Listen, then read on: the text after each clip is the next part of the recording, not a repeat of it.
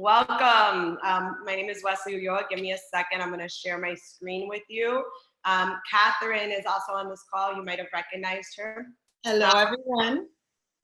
So give me 1 second and we will get this whole thing started. Kevin, there's a few people on the chat that looks like it has technical difficulties. Guys, obviously we're adapting to technology, so if you could just give a thumbs up or a yes that you could hear us, that'll be super helpful. Also, if you like what we're saying, maybe give us a thumbs up so we could get some feedback and some interaction. We feed off of you guys, so keep that in mind. Hope you guys are all safe. I hope you guys are adapting well to the present situation. And give me 1 second, Catherine, you want to just take over for me for a second while I set us all up? Yeah, welcome everybody. It's great to see several familiar faces. Welcome back, and to everyone that's new, welcome. Hope you get some value out of this class. For anyone having difficulties, check your audio settings. Just make sure you're connected to either telephone audio or your computer audio. That way you'll be able to hear us clearly. Wait 1 second, guys. I'm going to be right with you.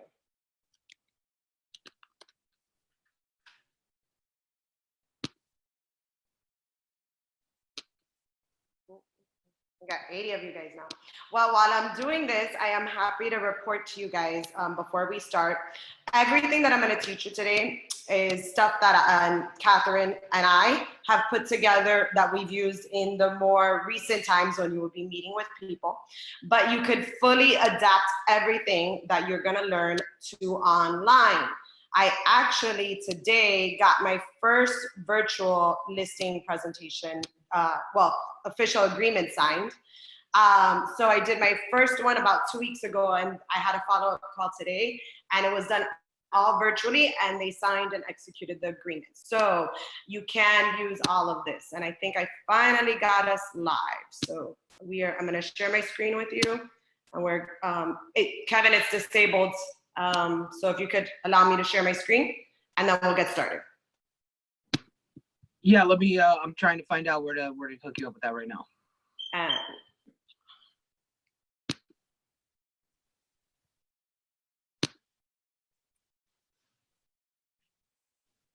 Yeah, so piggybacking off what Wesley was saying, now more than ever, it's really imperative for all of us to embrace technology and be as mobile as possible.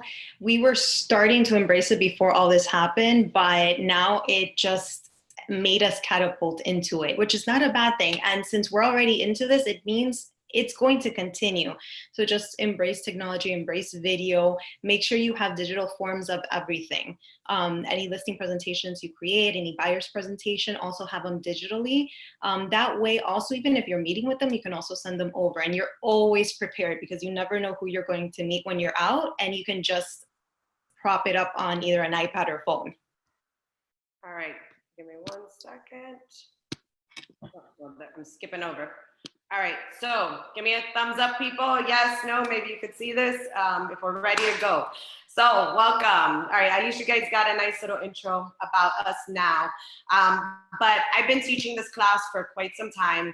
My goal for you guys today is to be able to use this at your listing presentations, to be able to get ahead of your competition. I truly believe with everything going on right now, you're gonna see a really big divide between those agents that have adopted new skills, that are able to thrive and are adaptable and really embracing technology, versus those that are just gonna stay behind and not move forward and innovate with everything that's happening. So this is something I've been teaching for a while, actually. And after today, I'm hoping that you're gonna be able to close 90 to 95% of all listing appointments you go on. Why do I say 90? You're not gonna want every single listing. Some sellers are unrealistic, some sellers are not gonna be your ideal candidate, but I want you to be closing at a very high ratio. Catherine, do you wanna add anything to that?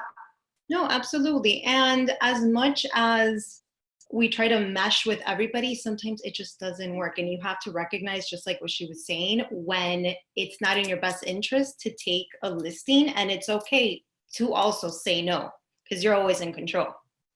Correct. So this is what you guys are gonna learn today. These are gonna be your biggest topics. We're not talking about farming today. We're not talking about lead generation today. We're talking about everything you need to nail your listing presentation, right? So it's how to handle your initial call. It's very important to know how to handle that initial call. We're gonna talk about how to prep for your presentation. What do you need? We're gonna give you some great examples. Must have tech components, right? Things that you guys should be incorporating now, especially with the changing times, aside from Zoom. The actual presentation and handling objections and getting the close. So those are gonna be the biggest topics or main points that we're gonna cover. This is just a little bit about me so you guys could get to know who I am. I was born and raised in Miami. My name is Wesley, obviously. I actually have a master's in real estate, so I studied real estate. I've been in the industry for 14 years full time. I'm the broker owner of Lux Properties, so we're a firm out of Coral Gables with 5 offices down here. We have 325 agents. I play the violin. True story, this was actually on the template, but it is true, so I left it in there. And I am a dog mom to 2 rescue Cocker Spaniels. You might have seen one of them in the video yesterday. So they're a handful. Go ahead, Catherine. These are a couple of fun facts about me. I was actually born in Colombia, but I came when I was a baby. So Miami is really all I know. I was raised here, a Florida State girl. So sorry to any UM fans out there. The director of sales for Next Level Realty. We have an office over in Kendall. We have over 110 agents. We'll also be expanding soon. Nobody really knows this about me. I love to paint and sketch ever since I was a little girl. I still always have a sketchbook and canvas and paintbrushes, and it relieves my stress. And then love children's causes. I volunteer at Nicholas Children's Hospital once a week. Right now they put it on hold, but hopefully we'll be able to resume that soon. Awesome. All right, so let's get to it. Your call, right? I believe, and I'm pretty sure Catherine would agree, what you do on that call sets you up for success at your listing presentation, right? Your initial call sets the tone. You need to know if you don't have a good initial call, you're never gonna properly prepare. Now times have changed, but I've always been a firm believer that you're not gonna sign a listing on the phone. That first phone call, you're not gonna sign a listing on that phone call. That's not your goal. Your goal has always been to get an appointment. It still should be to get an appointment, just now maybe a virtual appointment, right? So we have to adapt with what's happening, but you're never going to get that listing right then and there unless you've been doing some major farming, you know these people in the past, or you've had a previous relationship with them, or you're doing some blogging that they see what your records are and they reach out to you. And you might every so often say, get a call, hey, I wanna list your house, but we're not covering that today. We're trying to get you guys prepped for that person that might be actually buying a house and then they mention they have a house that they need to sell. That person that is the neighbor calling on a sign that wants to sell. Your online inquiry about getting their home value, right? Referrals, right? So prepping you for that kind of call. We're not talking about expireds today or for sale by owners, but that initial call is extremely important too, but you have specialized scripts in those instances.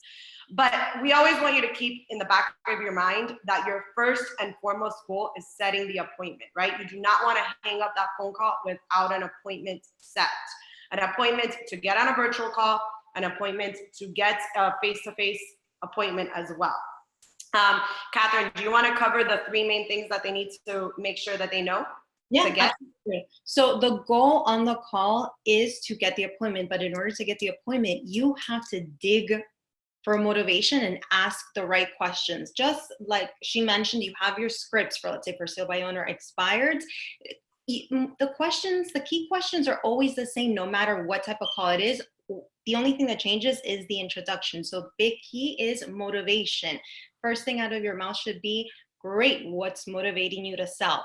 Even if they're a little standoffish and don't give you a straight answer, go to the next question. Okay, well, where are you going to be moving to next? More than likely, you're going to end up discovering their motivation when they tell you where they're going to move. Find out also when they would like to move, because then that's also going to tell you the urgency there, how fast they want to get that property moved, and that's also going to influence the price. I like to ask at the end, depending on what I feel, if they're working with other agents.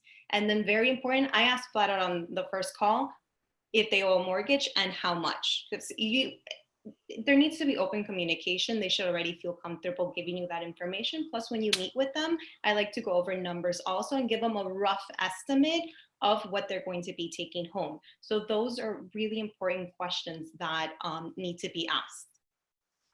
So definitely motivation, right? That's going to be a really big one, but sometimes people aren't going to always tell you that motivation, but you want to look for the main ones, right? The biggest motivators for a move or a life change are going to be your D's: death, divorce, downsizing, debt, right? So always think about your D's. Those are going to be your more motivated individuals, right? Or this doesn't fall under your D's, but your job transfers. Some people are testing the market out, and those you really want to stay away. I don't want to say stay away from them, but you want to have like a little blinker in your head when you hear that, because you want to dig deeper, because testing the market is not a real motivating factor, right? So you want to see how motivated they are.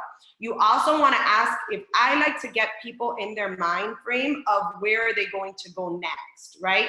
Because if you're considering moving, you're doing this for a reason, a life change, right? Obviously, if you had a death, that's a big loss. So it's an emotional factor that maybe you don't want to deal with this. You also want to consider, obviously, divorce. Another thing, where do you want to go from here? Where is your next move? Because that's already in their mind. Maybe they have a huge house and now they want a beach condo. Then you also want to know, because you want to know if you could possibly get another sale out of that, right? So if it's local, you can get that, you can help them on the buy. If they're moving out of state or to another market, you could still get a referral from that. Now, the most important thing that you need to get on this call is the number that they have in mind. I feel like that's the biggest mistake that majority of realtors make. They do not ask the seller what is the number that they have in mind. You are mistaken if you think that this individual does not have an idea of their home value. And this is their most important asset. So they have thought about it. They have already calculated how much equity they have in their head. And maybe it's just that they don't want to tell you it, right? Because smart negotiators know that the person who says the number first loses, right? So remember that rule, because that's something I learned very early in my career, and I take it with me everywhere I go. Rules of negotiation: person who says the number first loses. Now, obviously, you're doing a little bit of negotiation here with your clients or your potential clients. You want to get that number from them. In the event that they tell you, I don't know, I tend to be like, really? I mean, you haven't checked Zillow? I'm sure you have some kind of idea. You know, I've sold a few in your area, and I'm sure you're tracking your neighbors, right? So get them to bring that guard down, because they're always going to give you a number. The reason why you need this number is for a couple of reasons. All right, number one, you want to make sure where their expectations are, right? You do not want that number so you could try to hit that value. No, you want to know what objections you're going to get when you tell them the actual value, and you want to plan ahead for it. Also, I'm a very firm believer that if they are unrealistic past a certain price point, I am not going to take that appointment. My time is valuable, and I'm not going to spend 1 to 2 hours prepping for a listing appointment, then 1 to 2 hours there with somebody who's going to be unrealistic. Now, that's a business decision that you need to make, but I'm talking about somebody who wants to sell a $500,000 house for $800,000, $700,000. And I'm just going with that, right? Because most people do have an idea that their home is a little bit more valuable. That has to deal with the endowment effect, that people think their assets are more valuable than they actually are, or things that they actually own. But you need to get that information. And then if it's unrealistic, I just would rather have them come to my office, and I'd rather meet with them here, or obviously and discuss it before I waste my time. There's some people with some background noise, so if you don't mind muting yourself. I don't know if you guys hear that as well. Or Kevin, if you could handle that. Catherine, do you want to add anything to that? No, absolutely. This call is extremely important based on the questions and the information you get out, but also it's going to set the tone for that physical appointment that you're going to go on, or in this case, the virtual appointment that you're going to have. And this is also the first opportunity you get, and the best one, to feel them out. Figure out what type of personality they have. That way, you know how to approach them and how to control the situation. We're all, as agents, chameleons. We have to adapt to our surroundings, adapt to new scenarios, but we also need to adapt to the people that we are working with at the moment. So that's why the initial call is the most important. So I'm going to touch on the different personalities just because I think it's so crucial to get to know the different ones that you're working with, recognize them, and then know the differences on how to handle them. So know who you're talking. Catherine, really quick, let me just go, we're gonna go to the next slide, sorry guys, but I want her to tell you all of those things, but before we go on, there was one little question, and it was regarding the value. So I'm gonna try to check the chat as much as possible. There's a lot of you guys on here, just bear with us. But regarding, have I checked the value? Hopefully you guys are farming this area where you're getting these calls, because you should have some kind of ideas, but you should never, ever, ever say a value on that call. That's another important thing, because if you say a value, you just lost. Why does that person need to meet with you if you're already telling them how much you think the home is worth? Now you should have an idea, because any knowledge is gonna give you confidence when you're on these calls, and confidence is extremely important, right? Especially now, people don't want to buy from somebody who's second guessing their business right now, because you're just giving them, you're just opening the door for them to second guess their decisions, right? So you should be steadfast and calm in all of your interactions, and you should not be giving them numbers, right? You can give them a range, but a wide range, and I would be careful with that. If somebody asks you on this call regarding a number, you need to give them an objection, which we're gonna cover in a little bit on the second slide. So I'm gonna let Catherine go on there. But really quick, so set your appointment, give them 2 options to set the appointment, discover their motivation, know where they're going, ask for upgrades and conditions of the house, because if they've spent money on it, they psychologically believe they're gonna get dollar for dollar back. So you wanna have that in mind as well, and you wanna get their idea of value. I'm gonna leave it to Catherine, go for it. Right, and then regarding setting the appointment, I know a lot of agents are taught, give them 2 times and that's it, work with them. Also, as you're speaking, you're going to get to know their schedule and start asking them, oh, so when are you mostly free? In the morning, in the afternoon, during the week, on the weekend? That way, when you do present them, you do want to give them 2 options, but you already know they are not going to have an issue with either or, so it doesn't get awkward right from the bat.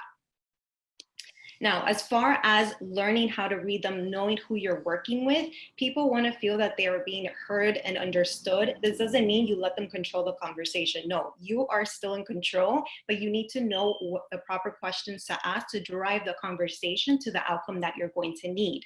So you need to recognize the different types of personality. I'm sure everyone has heard of, or maybe you're familiar with, like the DISC assessments. I'm not going to start talking about the DISC assessments, but I'm going to touch briefly on each one and how to handle each personality. The first 2 are your extroverts, the ones that have no issues talking, outgoing. The conversation will flow better. The high Ds, those are the ones that are control freaks. They need to be in control. These are the type of people that from you, they need to see that you are extremely assertive. You know your game plan. You don't hesitate in order to impress them. They are more receptive to suggestions since they're in need of control, since they're control freaks. They need to feel that they are the ones making the decision. So it does not work well with them if you give them this great presentation, you tell them, okay, this is what you need to do. No, they're more receptive to suggestions. So just be assertive and say, okay, well, don't you agree with everything I've said? You're letting them say yes. So that inadvertently makes them feel empowered and that they have control. So that's more or less how to work with them. Never tell them what to do. It's not going to work well. Second one, the influential person. Again, an extrovert, very outgoing. They're very social. These are the ones that immediately want to have coffee with you or take you out on a drink or meet somewhere. They want to become friends with you. So you need to establish that sort of relationship with them. They love positivity. You have to be very positive, upbeat in your presentation. The goal here is to help them see the connection between the great relationship with you and the outcome that you're going to, the positive outcome that you're going to present to them. Now, the next 2 those are your introverts. So those are the quiet ones. Depending on your personality, you might find them a little bit more challenging. So the high S, they hate change. Hate change. You need to be extremely patient with them. They cannot see that you're losing patience or that you're too pushy. That's not going to work with them, and they're going to immediately go into their shell. They need time to digest.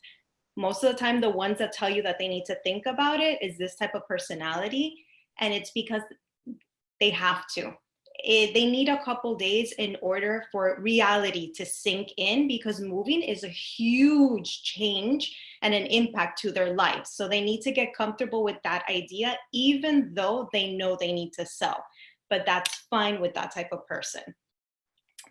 They're not prone to making decisions on the spot, especially if they're dealing with different options. In the case if they are interviewing different listing agents, they will never make a decision right on the spot. So that's when communication is key afterwards and your follow-up. And then the last one, it's that very conscientious person. They need structure and order. So this is also the type that you need to present your plan from A to C so they feel secure and they know exactly where they are every step of the way. They need their questions answered on the spot and clearly, so they feel good and confident with you. If you brush off one of their questions or just give a superficial answer, that immediately is going to strike a red flag, excuse me, with them.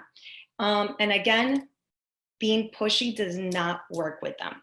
So as we said before, that initial call is so important to dig as much information out of them, because remember, information is power, and more information you have, the more you can use afterwards to overcome any type of objections and to get the results that you need at the end, which is hopefully a listing. Aside from that, and it's really important too, you shouldn't only be analyzing what style they are. You should know your style, right? Because you also have a preferred style, right? Obviously, I'm a D if you guys can't figure it out. I'm introverted though, but I'm a D. But I'm definitely like a high D, right? So I know that I don't interact always the best with somebody who's an S. I could be a little overbearing with them, so I have to adapt my style when I'm dealing with an S, and I need to go slower, right? So when you deal with some, and if you guys notice, I'm even changing my tone right now and how fast I'm speaking, because that's going to make that person feel more comfortable. It goes even further than that. So adapting yourself to other styles is going to help you close more listings. We're naturally drawn to individuals that are just like us. And it's a subconscious thing. I want you guys to take it further. Get to know yourself and how can you adapt to others, because it's going to help you close more, and not just the 25 or the 50% that you naturally adapt or you naturally will interact with and have a natural conversation. Adapt to others that are not like you, and it'll help you. I do see a few questions coming in, so let me see. Guys, yes, a bunch of you guys are going to be getting this. This is going to be recorded. Kevin said it at the beginning, and we could send you the PowerPoint if you guys like to. Yeah, yes. About the pre-listing email, I'm telling them we're going to get to that in a minute. Yeah. So they're asking, do you recommend a book for DISC assessment? I recommend just taking an online class for yourself, like just one of the quizzes, but definitely she might have a book. Yeah, so I love reading, and there are a couple books that I would recommend. There's one, Please Understand Me by David Kersey. Actually, the How to Win and Influence People is a great book because it shows you how to adapt in different scenarios and making them work for you. And then Gifts Deferring by Isabel Briggs. They're actually the ones that came up with the DISC assessment. So those three are great books. I'll put them in the chat now. Perfect. So a few more things. You guys are asking us, so we're going through this step by step. So I kind of did this at the beginning, but we're starting with a call. We're going step by step onto the entire thing that we're going to build on. So right now we've already covered that call, the information, the questions that you need to get. You need to realize who that individual is on the other time as well, because it's going to help you with your prep, and it's going to help you have a better interaction. So just keep going with us, and we're going to keep building on all of this stuff. I think somebody did ask one more question that I didn't answer. Let me make sure I got that. What is, hold on.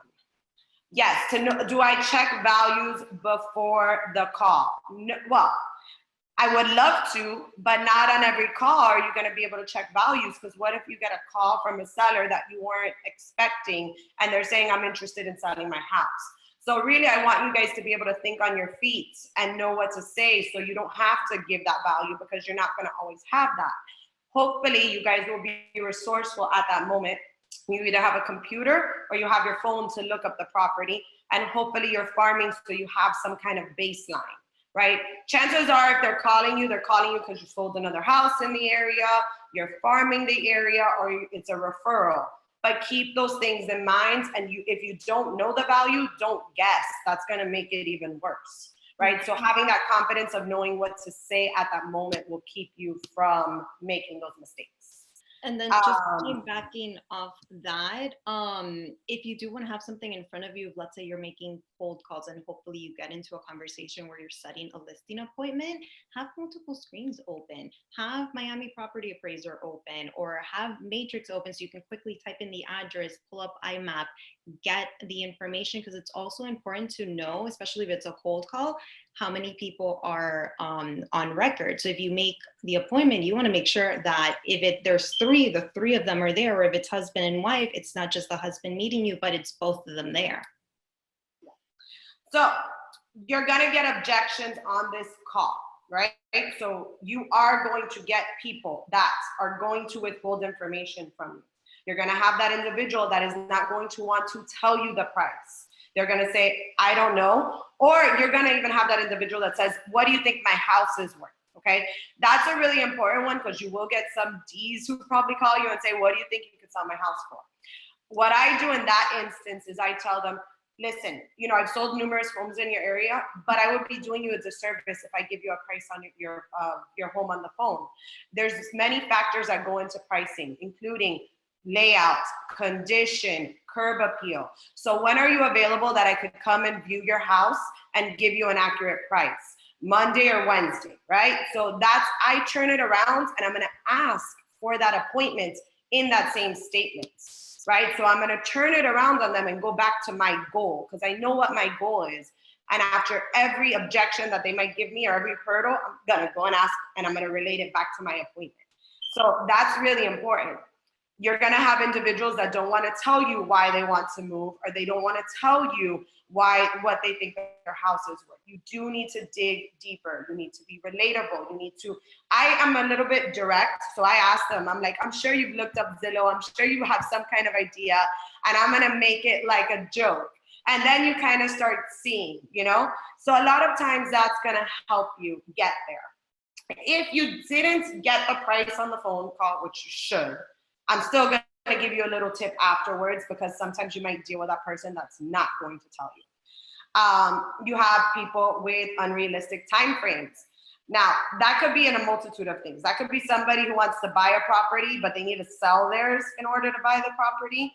So I would kind of make it, if it's in that instance, I would tell them, listen, great, I'll go meet you at the property, right? Whatever. But let me know when I could see your house so I could give you an estimate of your value. No pressure, right? But that way I could kind of sit down with them, because I know if I get to that table, I'm going to close them. Once I get to that table, there's a 90 to 95% chance that I'm going to get that listing. So my main goal is, however I get to that table, I'm going to sit down with them, and that's what I'm focused on. Do you want to add anything to that one, Catherine? Yeah, absolutely. Just like you said, digging for information, more you have, the more you can use it to overcome any objections. Never get into commissions over the phone. That's a big no-no. And especially if you're cold calling, sellers love to immediately throw that out there, because they immediately want a discount agent and they want to see if you're going to drop your commission right off the bat. That's a question I try to avoid completely, because it's not a discussion you want to have over the phone. Because if they already have that mindset, even more of a reason you need to present value to them so they can see why they do need to pay the full commission and why you're valuable to them, and they're not going to go with the discount agent. And if they ever ask you, what is your commission rate on the phone? You say it's negotiable. Don't give them a number. It's negotiable. Let me sit down. Let me show you what we do. We have different plans and options, and we'll find the one that's going to work best for you. There have been numerous instances when I have had sellers tell me that they don't want to pay a full 6% commission on the phone, and I get them to sign a 6% commission listing agreement. It's all how you work it, and it's all getting that appointment, getting in front of them, presenting value, and not everybody will sign it, but the majority of them will. So it's all about getting there. Typically, like I've had even calls like people that say, I want to sell my house. Like I had a call, I'll never forget. Maybe this is out of area for you guys, but it's like a Westchester house, regular Westchester house. It was a larger one, but it's probably worth $600,000. The guy's like, okay, yeah, I want to list it for $1 million on the call. I'm not even, I asked him price, and I'm only going to pay a 4% commission. I am not ever going to take that appointment. Ever. You're unrealistic on price. You're unrealistic on commission. I even told them, I'm like, listen, I don't think we're going to be the right fit for each other. Unfortunately, I'm going to have to invest a ton of money in marketing your home, and you want a number that is pretty much the highest ever sold in the area. And it doesn't make sense for me financially to spend thousands of dollars if I don't see that I'm going to get that back. I'd rather be upfront with them. So definitely stay away from commissions. Always answer it's negotiable. When can we meet? If they have an unrealistic price, if it's way too off target. And guys, when they tell you the price, answer professionally. Don't laugh. Don't say like, that's never going to happen. You're bursting their bubbles, and that's not good business.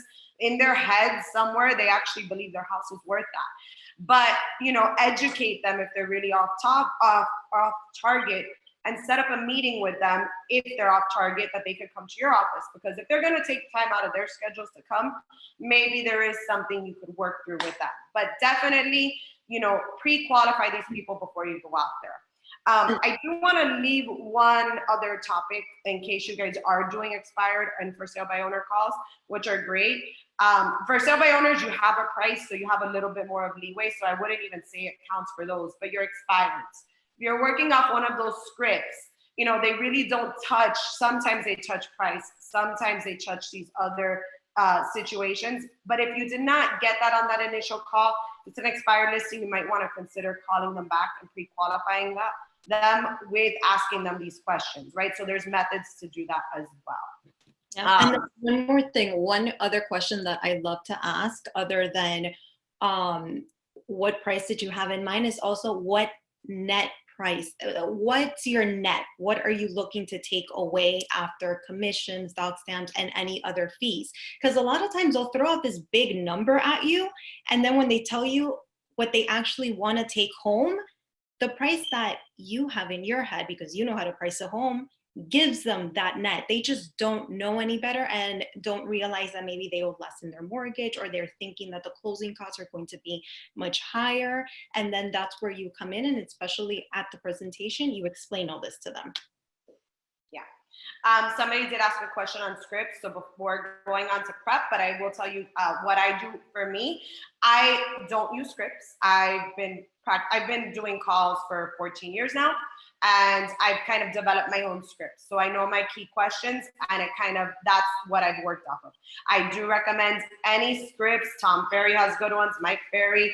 You can look them up, but you really just got to get comfortable, and practice makes perfect. Focus on getting better every day instead of just reading off a script all the time. How can you improve it, and what do you feel comfortable for your style?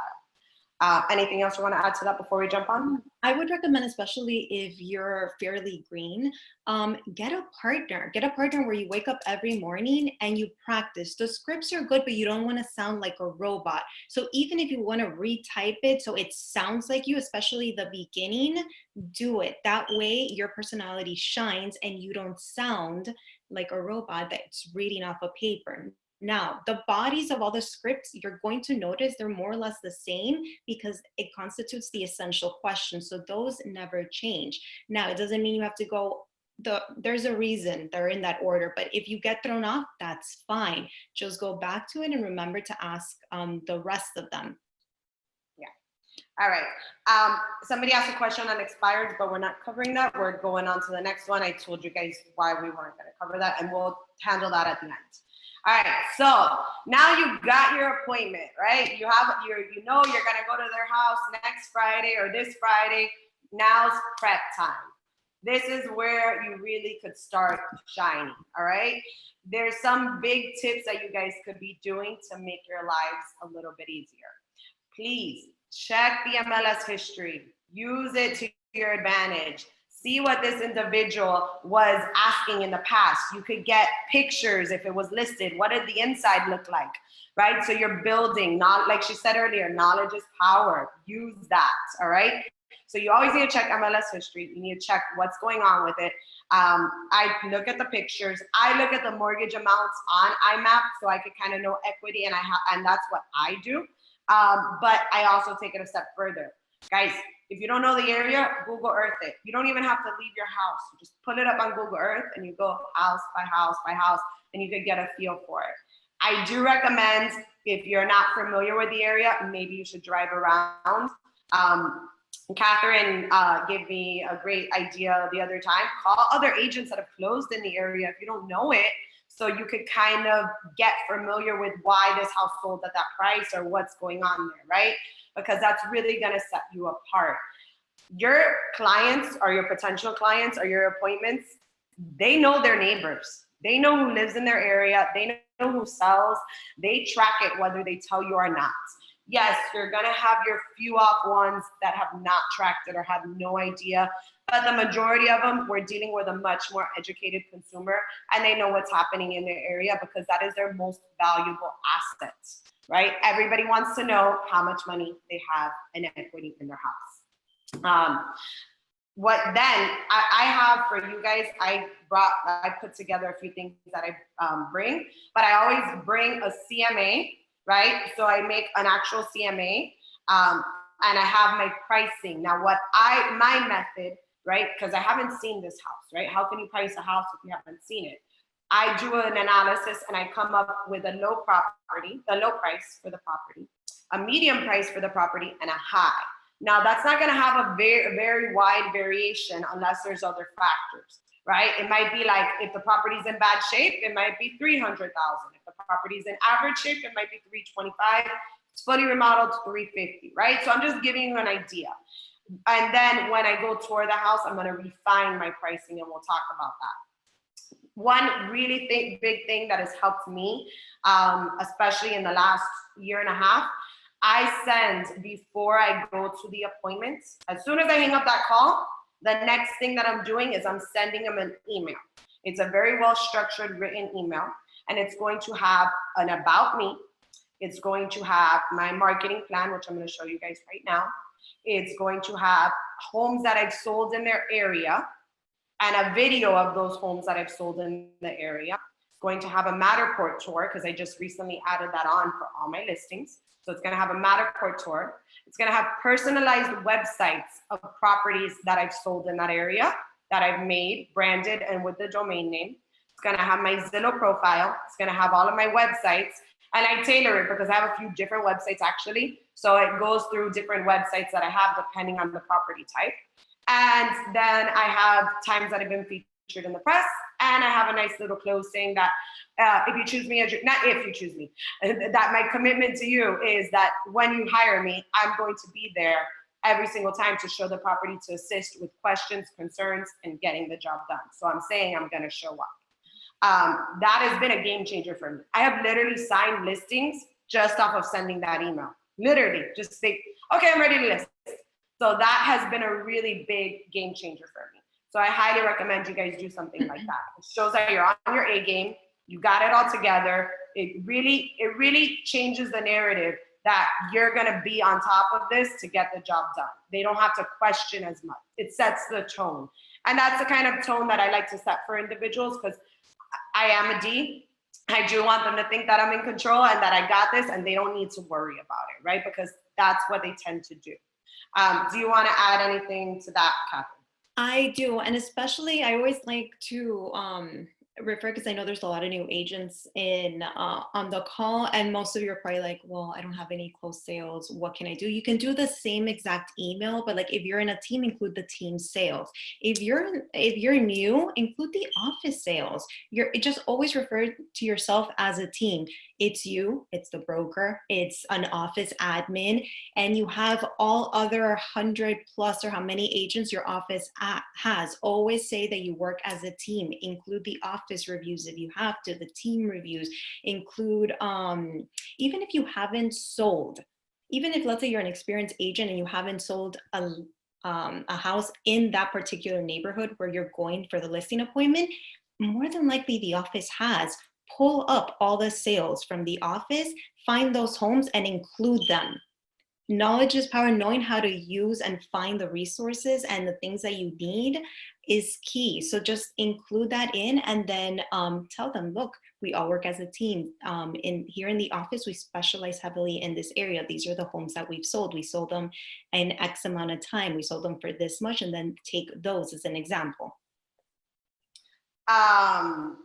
Okay, so a few people have asked me to repeat what are the contents of that email. And yes, everything that she just said, hopefully your brokerage or the people you do have to work with the team, because you don't want to false advertise either. So be careful, make sure, you have that kind of relationship where you can put that kind of stuff out there. So I do want to recommend that. But yeah, what I'm going to be putting on there again. And how about I make this easier for you guys? If you guys send me an email, I'll forward you a sample of one of the emails, but it basically has homes I've sold in their area, sample websites, it has sample videos of homes in their area, it has my websites tailored to the ones that I think are best for them, and it's also going to have a nice little press features and stuff about me. I've been building on this, so I keep on adding to it every time. You guys leverage, partner up with other people if it's not your area, right? 50% of something is better than 0% of nothing. So, consider those things as well. No, guys, I need you guys to email me. You're going to have my email at the end. But I think if I did not establish an appointment on the initial call, I still send the email. True story. You guys were on the beginning of this class. I did a virtual listing presentation before I came on here. It was a second call. And I actually had an initial call with this individual. I sent them the pre-listing email. She responded back that, oh, we're gonna keep looking for other agents. I actually responded to her and I said, oh, that's great. I completely understand. Can you tell me what it is that I could have done to improve my services, or what it is that I'm not offering that you're looking for? When I wrote that email, she responded. And then she's like, you know what? All right, this is what I'm looking for. I set up the call, did a virtual presentation, and I closed the listing. So don't even take no for an answer. And yes, send that email even if you don't make an appointment. So I hope that helps all of you guys. Kevin, maybe they're just gonna write down their emails at this point. So definitely don't take no for an answer, and if you get that no, this is even before I had the listing appointment, I got a no. I still try to see what can I do to improve. You gotta have that improvement growth mindset. And if you don't have the stats, build on it, right? On Zillow, you can build a great profile. You can get reviews from even people you show properties to. So don't even think that you can't build off of that. Just start somewhere small and do it every day. All right, now I'm gonna go into examples. So marketing materials. So this is what, aside from my CMA, this is what I bring, okay? So I have my home selling guide. So I've made this, and this I'm gonna go through with you guys in a little bit, but this is a little guide that I made, and it is my presentation, and it follows this. I highly recommend you have something like this. This I use up to properties to about $1 million, give or take. It depends on the area, and it depends on a few other factors, but I'm gonna use this. If it gets to a much higher price point, I am going to go here. And I have these books you could do Unibind. All right, so I hope you guys could see me. Maybe I should stop the screen share, or can they see me good? You could stop the screen share and then I'm gonna stop the screen share for you guys actually for a second. Now that I just thought of this. Hold on. All right, so then that way you guys could see me a little bit better. All right, so I have my home selling guide, which I showed you. And then I have these, which we get from Unibind, and that you make the pages, and I have a custom format of that presentation that I will make for the actual property. This is an actual commercial property, right? But it's gonna have their address personalized to them. So once you start doing higher end, this is one of our agents and her picture, right? So it has an about her. And then it's the same presentation that I'm gonna go through, customized for their property. And I even throw in the comps at the end of this one. So my CMA will be in this actual book, all right? So that's when you wanna take it up a notch, all right? I also bring sample material. So I bring my flyers that I make, right? Brochures of homes in the area, hopefully. I sometimes bring farming pieces. So this is a farming brochure that I do. More samples of just listed mailers, floor plans, whatever I see necessary for that. This is their stuff that they could grab and touch, right? I've already shown them my videos and I've already shown them all my tech stuff in that email. This is the stuff that they could grab and touch because people still do like tangible things, right? We haven't gone that far away from it yet. Have a nice little actual folder thingy, actual like, I don't know what you would call this, bag, whatever. Bag, and I have obviously a folder that it all goes in, and they have a nice little bag that they can get with them. Your marketing materials do matter, right? Not always, but let me tell you, I use this, and everything that you just looked at, I do this for a $200,000 property or a $2 million property. The only difference is that the higher price points, you're gonna get customized, and I might add a few more things in the higher price points. Everything you guys have seen, I've made myself, except for the Unibind, which is the folders. And I do this, you guys, game changer, probably the best tip that I could give you guys on here, RelaHQ.com, my favorite website builder ever, and they make these nice pretty flyers for you too. So RelaHQ. Kevin, I've been trying to get Deborah to see if we can work out something for them with the board. Love them, they're awesome. Okay, so let me go back to my share screen and let me go back to my presentation. Sorry guys, but I wanted to show you all of that. Oh, wait, hold on. Did I close out my presentation? I did. Oh, Catherine, go fill in for me so I could start finding my presentation. Why don't you tell them what you do? Okay, well, something very similar. I always have the folder here with the insert of your business card, and then I also made a presentation folder for the entire office, and then everyone can customize it there. I love Canva. If you don't have an account, do one. The presentation that you're seeing now was also created on there. You can create anything from flyers. I do my listing flyers on there. The listing presentation you can customize on there. You can change the site. You can do also all your Instagram posts, Facebook posts, any type of design, and it's free. So just I'll write it on the chat. Create the account, play with it, work with the different templates, and you're going to get good over time. And that's one less thing you have to pay for as far as marketing. You can create everything on there. So I take the listing presentation. I have an about me at the beginning, about the office, what past clients have said, past recent sales, and then it goes into the marketing plan. Very similar, photography, website. I always take an iPad, and I'll get into a little bit more of that when we get on to the CMA, but with the iPad, I also will log on and show them the previous websites of the properties so they can view them. If you don't have a budget, partner up with a lender that can create a website for free for you. There's something for everybody. So if you don't have the budget, look into that. If not, you can create one very easily on your own, and a beautiful website like Wesley has a slide that you're going to see one of them on. Yeah. And then it takes expensive. You might want to partner up with somebody. Sorry to interrupt you. Yeah, and then separately, I take my CMA, which simplicity is key. I'll get into that in the next slide. And then I go over all that with them. I also send them everything digitally beforehand in an email. It helps to fill out questions beforehand because you feel great at the very end when you tell them, okay, do you have any questions? And they tell you, no, you've answered them all. That's a great feeling. Yeah. All right, guys, thank you. Sorry, I didn't want to interrupt her. But yes, so finally, the other things that you need to do to prep for your appointment, aside from all of the stuff that we just showed you, check how much is owed. I already told you that on IMAP, and make sure that decision makers are present. Make sure you could check everybody on title, make sure that they're going to be there. If they're not there, find out why. It might be out of state, there might be some other things going on, but you do want to check that as well. Highly recommend that you start this process 1 day in advance at minimum, so you're not rushing, because there's been so many times that I don't do it anymore, but there's been so many times that I'm like, oh my God, we have so many hats, I gotta get to an appointment and I don't have my stuff done. So that's why I have a lot of this stuff already ready to grab and go. So just in case I'm never in that position. The only thing I really have to do is a CMA, right? And then I have my email template that I'm able to get off really quickly. So, all right.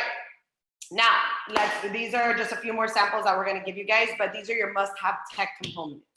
And this is going to be more of a necessity, like going forward, especially with everything happening, right? So technology is here. We need to embrace it. Property website, I'm going to show you a sample. You better have HD photos and video, right? So those are going to be a lot of those really important things that you're going to need to incorporate in your business or your marketing dollars. And you guys should be planning on spending 10% of your expected commission in marketing budget to sell that listing, right? So the higher price points you go, you better have a lot of reserves to market these properties, right? It takes money to make money. And then smart campaigns and analytics, right? People are getting a little bit more, even if you're not the analytical, conscientious person, people are getting a lot more ingrained and trained to be dealing with data or stuff that they're gonna see trends, right? So those are gonna be important things that you're gonna need to incorporate. This is a sample website. So you guys could visit this website if you like. The domain is right here, 6961 Southwest 62nd Street. Has my video playing of the property, has a virtual tour as well, done through Matterport. This is the actual flyer from that, has contact me, and you can make forced registrations on these websites. You could do a lot of things with these websites. I've had a lot of success with them. So I definitely recommend you find some way to make a property site for your listings, all right? So that's gonna be pretty important. This is, I maybe, we went off. Okay, here we go, CMA, there we go. Well, no, this isn't actually CMA and analytics, but this is analytics. So this is a back end that I have. I do a lot of campaigns and I generate a lot of leads, and I show this to my clients. So I show to them that I have 24,000 people that have visited my website, registered on my website, that I'm able to track what they're looking for. I'm able to, when you list with me, I'm gonna be able to have, the software will go in there and analyze everybody who has viewed properties similar to that one. So I could already find them buyers walking in through the door through my database of leads, right? And then I show them that I get notified when these individuals log in. So this is what I use for my analytics. And a lot of times, like, I'll tell them like, oh, your house is in Coral Gables. I have 600 individuals looking for a house in Coral Gables right now, right? So that really adds credibility as well. And I kind of show them what I do. So I use pay-per-click campaigns, Facebook campaigns, and the leads that I've already earned to get more business. So I like to keep that in mind. Catherine, did you want to go over anything here? Know your numbers in the comments? I'll go over the next one. Okay, cool. Well, I'm going into presentation mode. Oh, no, let's backtrack to the CMA. Yeah, sorry guys, we had one that these were out of order. So Yeah. we got a little lost, my bad. Go ahead.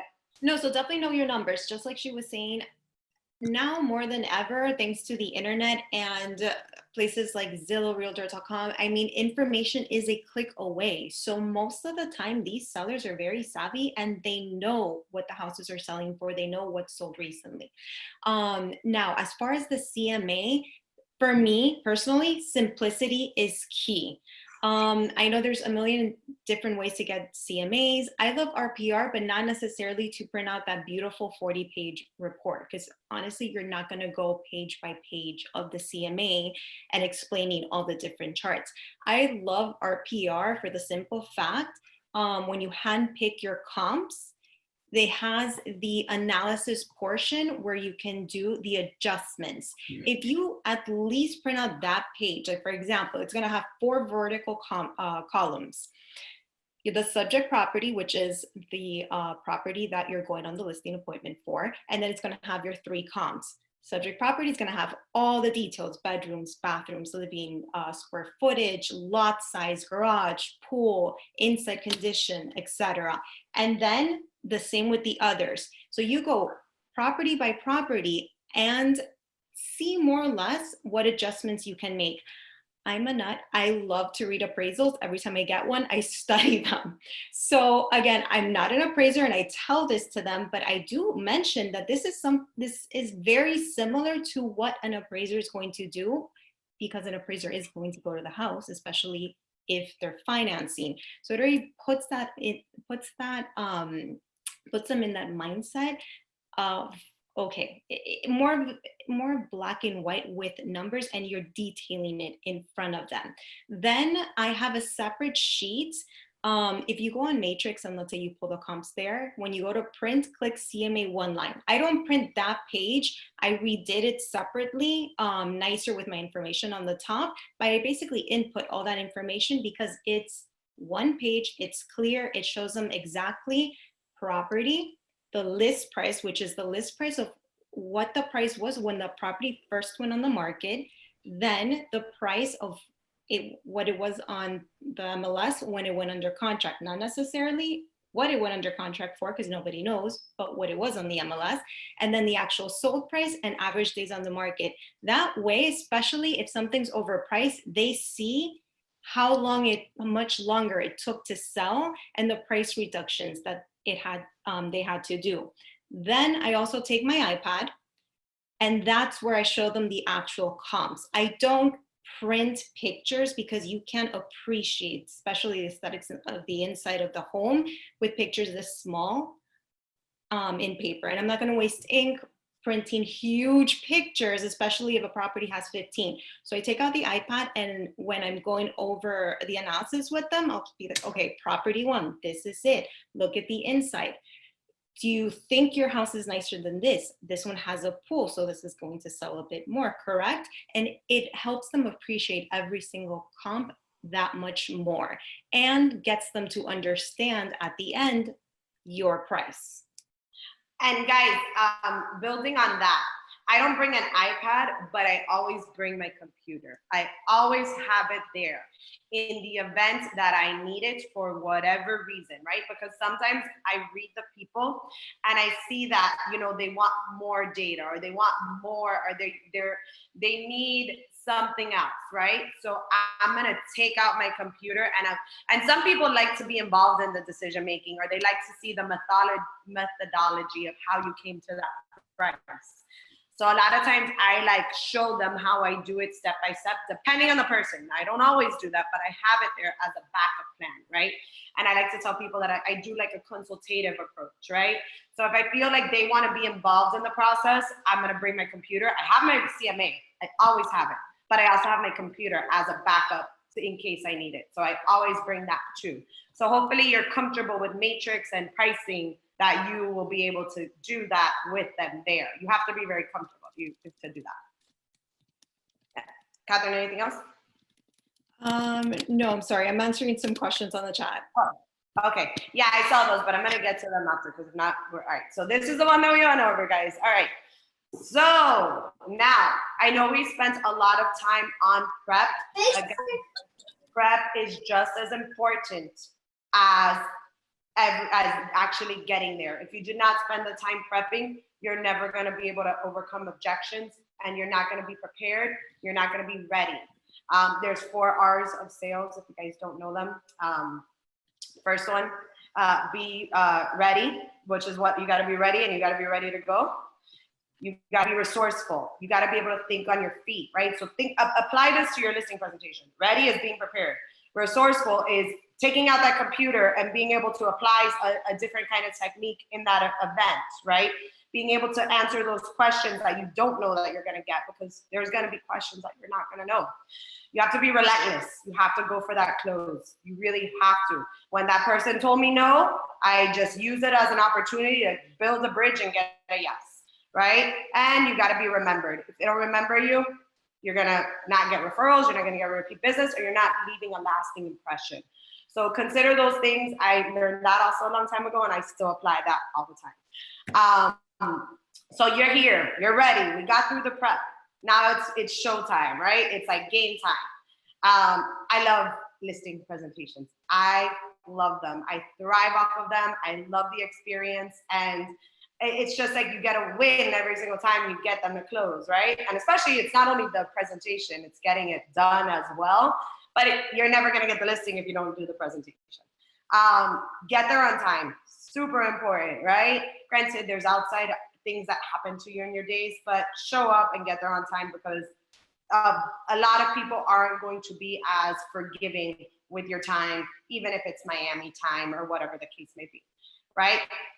You should try to get there earlier, right? Especially if you don't know the area, because I use that as an opportunity to drive around and check the comps, right? I want to see, if I don't know that specific house, because I'm not farming that area, I want to drive around and I want to see the comps and see them face to face, because a picture could look fabulous online. How many times have you gone into a property and it's completely different, right? Or what if that property is on a busy road, right? So if you couldn't get a hold of anybody, try to analyze what's going on in that neighborhood and what are the trends, and driving through is going to help you do that. There's only so much you could figure out online. Now, you get there, right? Look the part too, by the way, like, definitely, show up. There's very prominent top producing agents that I'm not gonna say names, but it's a very cool thing that he shows up in sandals, shorts, and like a polo shirt, but it goes for his area, right? So know your areas when you show up, and know what is your typical dress code or attire, okay? But definitely be thoughtful of the other person, right? Don't show up disheveled. It's not gonna help. When you get there, you need to tour the home first, right? Use that as an opportunity to build rapport with this individual. Some people, and guys, I like to stress this too, you need to find what works for you. I'm telling you what works for me and what I've seen so much success with. That doesn't mean that you have to take everything that I'm saying and do everything that I'm saying. You need to find what works for you and your style. But I like to tour the home with them, and I like to build rapport, and I like to go through the entire house with them, taking notes and taking it in, asking questions, showing them that I care about any updates that they did, any upgrades, where they live, right? This is where individuals live. And you need to also be thoughtful, because sometimes you're going to walk into some pretty bad houses too. And you have to remember that they live like that, whether it's means, whether it's they don't have the means to fix things up. You're going to see a lot of things. You might not be thinking about that right now, but hopefully you are going to get to the point that you're taking 2 to 3 listings a month. So be considerate, be thoughtful, be very careful with what you say to them. Obviously, you do during that walkthrough, and I like to stress this too, I don't give many recommendations on what they should be doing to their house. I might say a few things here or there, but I am not touching that subject yet. I actually do that afterwards. What I'm touching there is I'm gonna just, take everything in. I understand. I'm looking to give them reassurance, and I'm looking for them to feel comfortable with me, and to let them know that whatever their situation, if they're in a bad situation because they don't have money, because they're getting a divorce, I'm going to help them. If they're looking to build their new life in a new house, I'm going to help them. I am never going to insult them. I'm never going to insult the way that they live or their design choices. Because if they have a Ferrari red kitchen, which I've walked into, that he literally painted all the cabinets Ferrari red, he bought the paint, and he had a blue room and a purple room and a green room, that's the way he chose to live, and he likes that. So I'm not gonna insult him, right? You have to be thoughtful. So I really like for you guys to consider that. I wanna build rapport with them, and during that time frame, I'm gonna go room to room with them, make notes, get to know the house, and I'm refining the pricing in my head. Remember how I told you I have a low, medium, and high? I am refining it. I have already done all this science, or it's not science, but analytics. And I'm looking at these numbers and I'm deciding where am I going to be aiming for, right? Good negotiators know what they're looking for, and that's how you leave the negotiation table with what you're trying to accomplish. Now, I never want to step on anybody's toes. I just know what I'm aiming for. My goal is to always do a few certain things, but I know what I need to do to get the job done, right? All right, once I'm done touring this house. Oh, wait, one more thing before I go on. Some people recommend, and this is why you need to find what works for you. Some people recommend that when you get there, you tell the seller to sit down while you tour the house. I've heard that numerous times. I do not do that. I'm not saying if it works for you, by all means, and I'm not knocking what you do. I'm saying what works for me because I'm trying to build that relationship with this individual. I'm going to be working with them for some time to sell their property, and I want to get it started off on a good foot. When you tell somebody to sit down, you're displaying power. That might work for somebody who is a high D, but a lot of people aren't going to necessarily like that. The high D, if you tell me to sit down, I'm going to stand right back up. So consider those things. Then once I'm done, I want to find somewhere comfortable to talk. My favorite places are the dining room table or the living room, one of those two. Some people recommend that I like to talk outside in the patio because I want them to remember me. That might work for you too. I'm telling you what works for me, find what works for you. I'm going to sit down with them and I go into next marketing, all right? So your structure of your presentation should be tour, your marketing presentation, pricing, commissions, and then I start going into what they should be doing to renovate their house, right? Already, once I got what I wanted out of that, all right? So then at that point, I am going to go right here. And I literally, this is like, I call it my little Bible for listing presentations. And I go page by page on this presentation. All right, I'm gonna stop my shared screen for a second just so I could show it to you guys a little bit bigger. Hold on. Okay, so this is my presentation. It's the home selling guide is what I call it. It goes into a little bit about us, but I'm not gonna even talk too much about us. I'm gonna talk to you about this right now. So can they see it? I have somebody saying they are doing the opposite. You are doing the opposite. No, we can see it. Okay, do you see me in a big screen? Because that's what I'm looking. Okay. Yeah, if anyone keeps seeing little screens, just put speaker view and she'll pop up large. I'm sorry. Yeah, I just want to make sure you guys are seeing it correctly. I see capital letters, so somebody's getting frustrated. Sorry. All right. So when I'm sitting down with them, I literally go page by page, and this is the first thing that I talk about, right? My goal here today, when with you, is I'm trying to sell your property for the highest price possible in the shortest amount of time with the least hassle. Okay. So psychologically, let me move my water.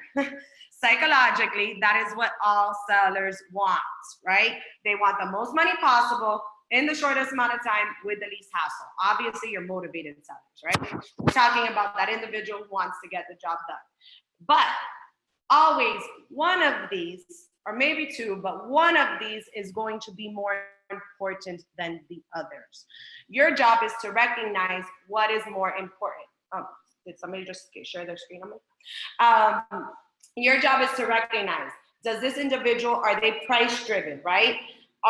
Do they need to net a certain amount of money out of this house to buy another one, right? Do they need to sell quickly? Those individuals that need to sell quickly, they're not gonna care so much about price. Prices, you're not gonna need to go in there with the highest price CMA to get the listing. You don't need to beat out everybody off of numbers, right? That's a really bad habit that realtors have, right? Let's just say I'm gonna sell it for X amount of dollars and I'm gonna disappoint my clients. Big no-no, right? Be realistic. That's why it says the highest price possible, not the highest price, the highest price possible in the shortest amount of time, but reasonable as well. And you should use data to come up with what are reasonable timeframes. So somebody who needs to sell in a short amount of time, somebody who has a job transfer, they don't wanna have 2 mortgages, somebody that is in debt or divorce or one of those reasons, right? They're having pressure to move. So that is you need to use that as leverage when you get further down. And then you also have with the least hassle, The individuals with the least hassle, and I'm just keeping me big here because we're going to go to this in a few. The individuals with the least hassle are going to be those people with an emotional experience or something bad happening to them sometimes too, right? I've had cases of people that have serious health issues that they can't even maintain their house. Like I walked in a house once, it still makes me cry to this day. It was a mom and a daughter, and they lived in like, it was horrible. They had major health issues that the daughter had to be hooked up to a machine all the time.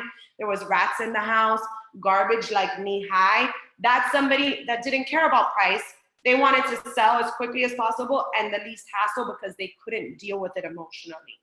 Probates tend to be the least hassle. People with health issues, people who have cancer.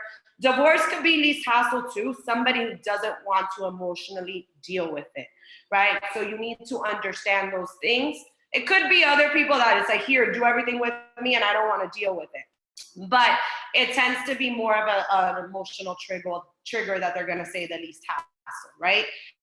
It's more of a necessity. Somebody's like, here, deal with it. They might be more price driven and they just want convenience, not just, they're paying for convenience, if that kind of makes sense. Do you want to add anything to that, Catherine? Because that's a lot of heavy topics. No, but I mean, it's 100% true. All of us are always going to walk into different scenarios, and it's just keeping an open mind, really controlling your facial expressions and working on them. Because if you are walking into one of those situations where unfortunately they're sick, I had one recently where he had mentioned he was on dialysis and the house wasn't, completely updated, but we had no idea we were walking into. Like, there were boxes everywhere, and this was over in the Redlands, and this is, I mean, it's going to be close to 1 million. There's boxes everywhere, and immediately what went through my head is, oh my God, I need to get this cleaned up before we put it on the market, because you know how buyers are. Perception is everything. But be a problem solver for them. Offer a solution. Always have people in your pocket that you can ask for a favor, or they can go in, help you clean up. They'll appreciate it. At the end of the day, they're hiring you and you want to get it sold. So there's always a solution for everything. Just be empathetic, listen to them. Like I said earlier, people want to be understood and heard, and just offer a solution. And then just a little bit on what you had mentioned way earlier about getting there on time and dressing the part. A lot of your presentation has to do with your mindset and how you feel also about yourself. So big plus of always being a little bit early is just so you're not mentally stressed the minute you park, and that's what you're walking into the appointment with. Make sure you're happy, you feel good, you dress good, because that's going to empower you also. You act the part usually of what you dress. So do whatever it takes to get yourself in that mental state so you are on your A game the entire time. Yeah. Now, knowing these 3 key points, everything I do going forward and say going forward is going to relate back to that.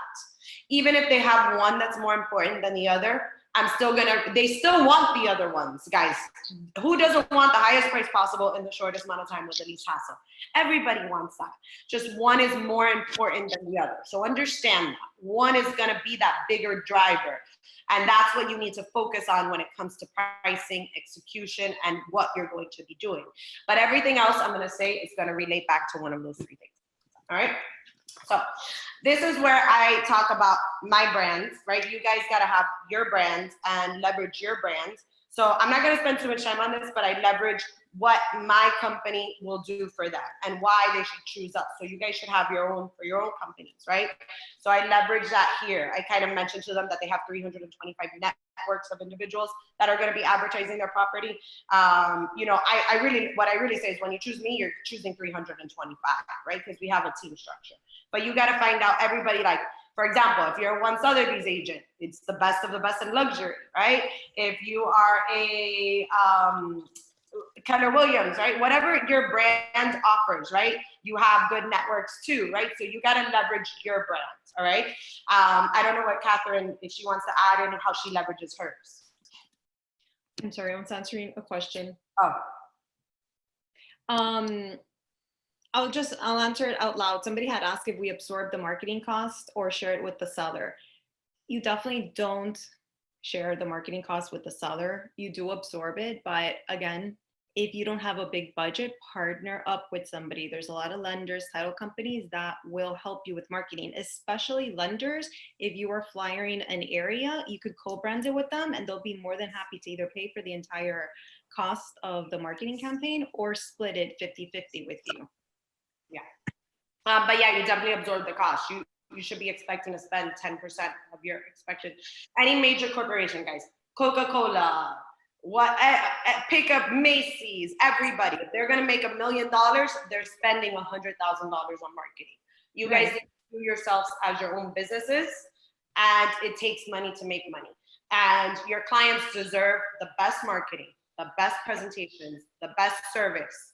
Bottom line, we need to be more forward thinking with how we handle our clients. And I'm not saying anybody specific, all of us, right? We need to be more consumer centric because that's how real estate is going to continue to survive in this changing world, right? So you got to be putting yourself forward. Because they're paying you thousands of dollars in commission. They're not going to expect to pay anything extra. So that's why it's very important every time you get that commission check, you set money aside for the marketing for the next listing. It is a little hard on us that you do have to front the marketing costs up front for any listing and you don't get paid until it closes. So it's very important every single time you have a closing to put money aside for any type of marketing for the following listings. And then also hopefully to also market the fact that you just sold one, because that should also generate more traffic for you. Yeah, and I hope like the next things that I'm going to talk about right now are not going to intimidate you because I do spend a lot of money on anything like this. So just work on building yourself up to that level. Kevin, can you mute somebody whoever's talking in the background, please? Maybe. If anybody has their thing on, if you can mute. Okay, great. So I don't mean to intimidate you. Build yourself up. I did not have anybody to train me in these things. I had to figure it out as I went. So don't get intimidated. Start just working on improving what your offerings are little by little. Don't be like, I can't do it all, so I'm not going to do anything. Do what you can with what you have. All right, so you leverage, your why or why they should choose you, and hopefully you have that. Right? Then I'm gonna go in. This is everything that I'm going to do to market your home, right? So this is like my special page here that I really go into, and this is where my like high D really comes out. I literally say everything that I do. If they try to interrupt me, chances are they're asking a question. Do you do this? Almost every single time they've asked me a question, it's been something I do, and I say, don't worry, I'm going to get to that in a second. I love doing that. I love that because it's like, I got this under control, right? So I'm letting them know that, listen, I got this. You're going to give me the keys. You don't have to worry about a thing, right? And then the first thing that I talk about is a website that I use, right? So I tell them about the website, and I use that as an anchor of all of my marketing efforts. They've already seen an example. I also ask them, did you review the email that I sent you? And you're gonna get one of two results. You're gonna say somebody who reviewed everything, or you're gonna be like, oh, I didn't get to it, or this or that, which further reinforces the fact that they need to hire me because they don't have the time to even check out what I sent them. It works out very well every single time. Then if they didn't review the email, I might just pull out an actual website and show them if they didn't review the email, right? But I'm hoping that they did review it because it saves me time and it saves them time. That's my anchor. I do a video and I do photography. Now, with my videos, and this is why I say hire me, my videos are a full walkthrough tour of the home, right? And I'm gonna use that to pre-qualify buyers so you don't have strangers walking through your house.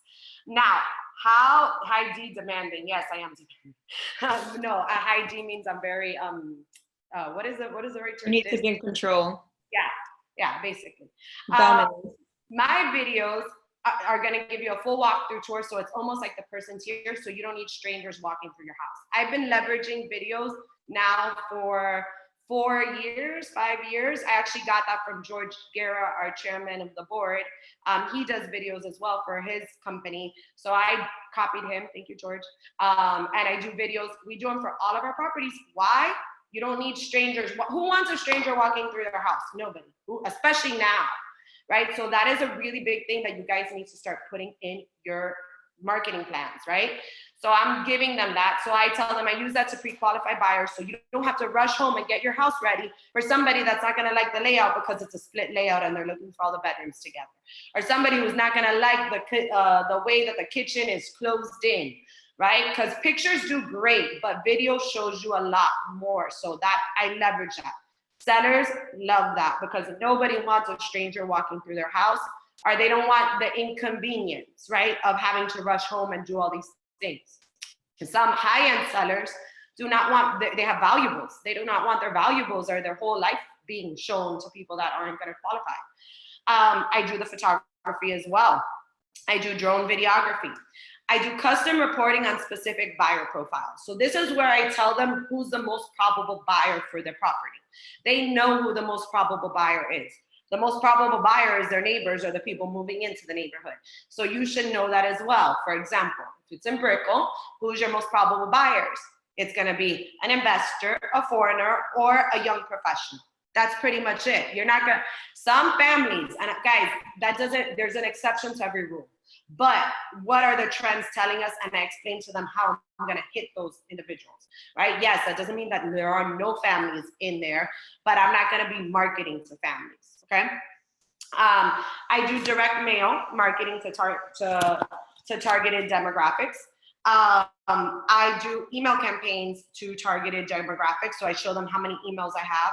I show them my direct mail, and I talk to them like, for example, if their house is over $1 million, I'm only going to advertise to individuals that make over $250,000 a year, specific to their price point. And I show them how I do that, right? I do pay-per-click Google campaigns. So I show them that I can do pay-per-click campaigns for their area with the website I made for them. I do targeted advertising in China, South America, and Europe, right? People love international. They want to hear it. You're going to close more listings. Everybody thinks some foreigner is going to overpay for their property, even if it's in Kendall. And if it's a property in Kendall, I'm going to be like, listen, your most probable buyers are local, but we do advertise international, right? I relate it back to them. So I let them know, like, I do that, but it's most likely not where your buyer is going to come from, right? So that's how I say that. I do targeted social media advertising. I do syndication to over 100 online portals. I get premium placement on Zillow and Trulia. I even take out my Trulia or Zillow app and I show them my listings number one, my listings number one, my listings number one, reinforcing them that I'm gonna bring them more buyers and get them a higher sales price. And the virtual tour reinforces that I'm gonna get them they're not gonna have hassle.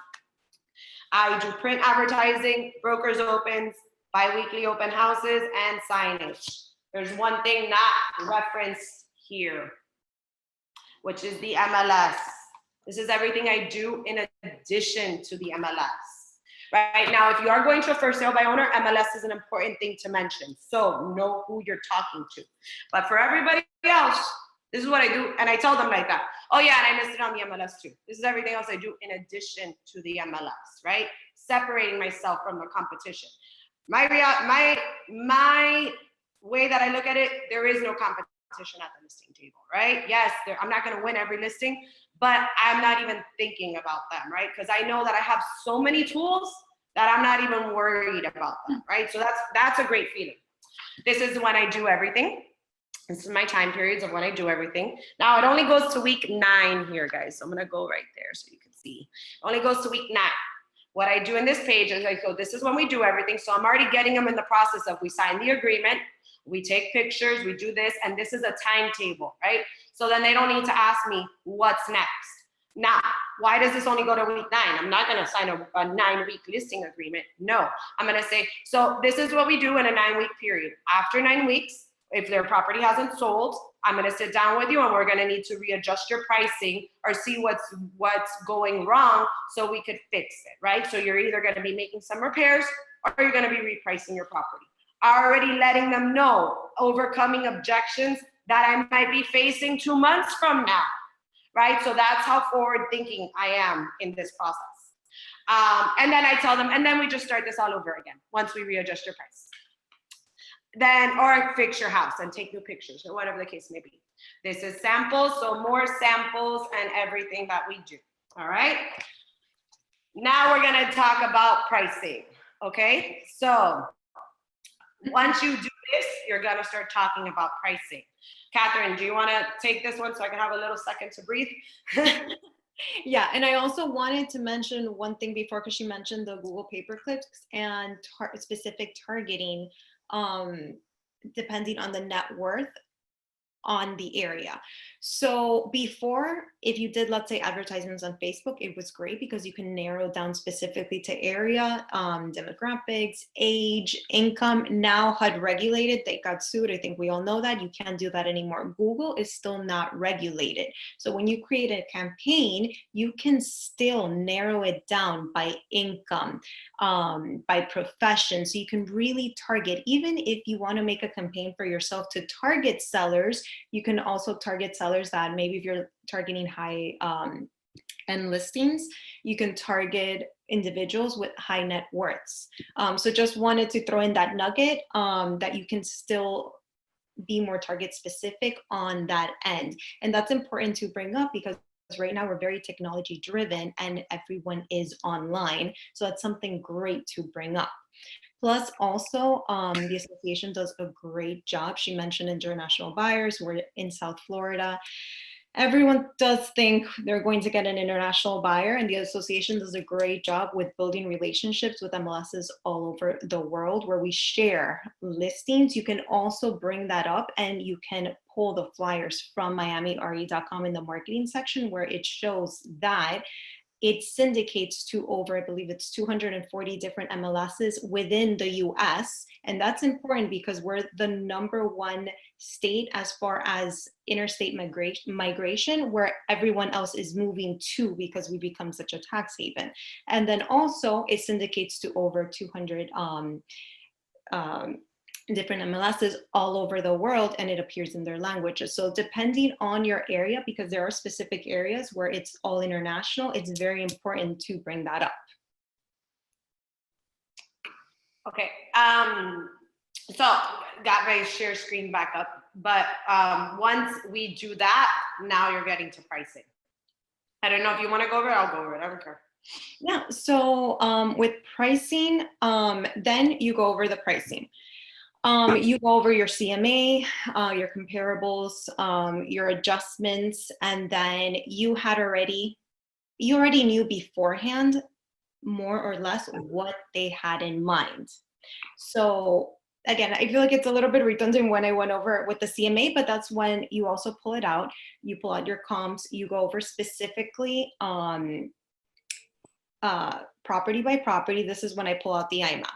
And I pull out the property and then I show also the analysis right in front of them. And I go picture by picture, showing them and comparing them their house versus, let's say, comp 1. And I ask them, so what do you think of the inside? This one's updated. Don't you think it's going to sell for a little bit more? And then I show them more or less what the adjustments might be. And then at the end to get them to that price. And then I always like to throw sort of the ball in their court, depending on who I'm dealing with, and ask them, okay, now that you've seen everything, don't you agree that the price for the house should be X amount? Usually, because you've been so efficient in presenting all the data and the information, especially with your marketing plan, they will agree. Usually when you get a little bit of hesitation is because not that they're underwater, but maybe they bought a couple years ago or they've taken out a line of credit and they feel they're not going to walk away with as much money. And that's when you start getting into the objections. Yeah, so, well, really quick before we go over that. So what I do on my CMA, guys, I leave them with a copy of everything. I like for them to have tangible things. They trust me, they appreciate that, right? They feel like they're getting something. And a lot of you guys are asking for the emails. I'm gonna give you guys my information at the end. There's no way I could even get the 129 out of here. So I'm gonna give you guys my information at hands. I'm sorry. I don't want to drive you guys crazy, but it's a lot, and I don't even know how many emails there are in there. What I do is I go page by page on the actual CMA, and I make them agree with me, right? I ask them kind of simple questions like, okay, this house is a pool, so obviously this house is going to sell for more than yours, right? Yes. Okay, this one was a foreclosure, so this one is going to sell for less. Can you agree with me there? Yes. What I call bracketing, and I'm narrowing them between a price where I want them to be. Now, if you get people to say yes a lot in a row, they get it in what I call a yes mind frame. When you have somebody in a yes mind frame, they're more likely to say yes in the end, right? So I'm using that in my favor to get them to where I want to be. Now, I am also going to give them, like, what I like to do is I know my range, right? But I also know how people people like to make some decisions. Some are going to say, you pick. I literally signed the listing like a month ago, and he's like, you pick the price. I'm like, I love those people. But you have some people that are going to want to make that decision. So a lot of times I'm going to give them a range, and I'm going to say, this is going to be my recommendation, but you have some leeway in this instance. Other things that I do with that point. Anytime somebody has bad pictures, guys, if you have bad pictures, I'm using it against you every single time. I'm using it to get more listings on my side because I'm pointing it out. I'm even gonna say, look, this house sold for less because look at this marketing. Look at the pictures that they did. And look how the same model sold for more money. I am using it every single time, right? So think about those things, and I'm just relating it and reinforcing everything that I say. Right? I know my main points, and I just continue to reinforce it in them, right? Getting them in that brain that they're going to agree with me, right? So then what I'm going to do at the end, I might have price points where I want them to be under. I always like to tell people, right? Like, say that person wants 415 or 409, right? Because they want to sell at 400. I'm going to tell them, listen, my recommendation is going to be people search up to certain price points. Like, you trying to price your price at 409, you're going to be missing a big percentage of the market because people search up to 400,000. I will even go on Zillow and I will show them, and I'm like, look at the price determinants, right? That's the way that the searching works. So I'm going to use that in my favor to get them to realize that they should price it lower, depending on the situation, guys. There's not a one size fits all answer in anything in real estate. But I'm going to give them my recommendations and get them hopefully to the number that I want. If I can't get them to the number that I want, I will sometimes work with them as long as they seem reasonable and they're willing to readjust after a certain time frame. Like, okay, we're going to try this for 30 days, but if it doesn't sell, we're going to reduce to this dollar, right? So if I don't think that they're reasonable, I don't know if I want that listing. I'm going to be honest with you guys. I don't believe in taking, granted, 6 months ago, I might have pushed a little bit more. In this market, don't take an overpriced listing. Just don't. The condo that I just listed is the lowest 3-bedroom in the building and one of the lowest in all of the area, right? Because I know condos aren't moving. So use those things to your favor so you guys could be getting things at the right price. And you bring up a good point. Even though you're the lowest price, it doesn't mean it's not at market value. If they bring up the objection, well, I don't want to be the lowest price when so-and-so is priced higher, that's when, again, you pull out your comps and you show them the recently sold properties and you show them what the actual value is. Just because this house in the corner is priced $50,000, then what I'm telling you doesn't mean it's going to sell for that. It's going to sit. And especially, I take active listings also, especially if they've been sitting on the market for a while, just to show them, look, this is what you want, but it's already been sitting for 90 days. Do you have that time? And why would you price it at the same price another house across the street is priced at? That's competition for you, and they've already been on the market for 90 days. What makes your house so much better, especially if they're more or less on par with each other? Yeah. So you got over the price thing, right? That's a really big hurdle, but hopefully it's not that hard if you know their number ahead of time. Oh, I forgot to give you guys the other last little tip. I'm sorry. You got to know their number ahead of time, and hopefully you use these techniques so you get them in line. right? A couple things that I always do if I'm having issues with pricing or if they didn't give me the number, I literally, a really good trick that I started employing, and not that I don't, actually, I almost always have a number before I go. It's very rare if I don't, but like sometimes I go with other people to help them on their presentations. So sometimes I'm thrown into a situation and I don't know their number. What I started doing was I would show them, I go like this to them. This is like, I get it out of them every single time. I'm like, listen, imagine this is my CMA. My CMA is done. This is my CMA. I already have my number. It's already written in here. I can't change it. What's your number? And they give it to me, right? I'm like, I can't, because it's like I'm showing them my cards that I'm like, I can't change the number that I already wrote on this thing. So just tell me, I know you have a number in mind. What's your expectation? So if I did not get it on that call, and guys, it shouldn't be an excuse for you not to ask. But if I didn't get it on that call, I'm gonna still ask for it before I present my pricing. By that point, hopefully I've built up enough rapport, they will tell you, especially when you lay your cards on the table, they're gonna tell you what they have in mind, right? You've already invested so much at that point. But that's like, just like, that's like basically like a, what do you call it? Like a life vest or life float, like to save you in that instance. The other thing, what was I gonna say about pricing? I think, I forgot it. All right. But regardless, like those are gonna be the things that you guys need to do. Now, once you do that, you're gonna start talking about commission, right?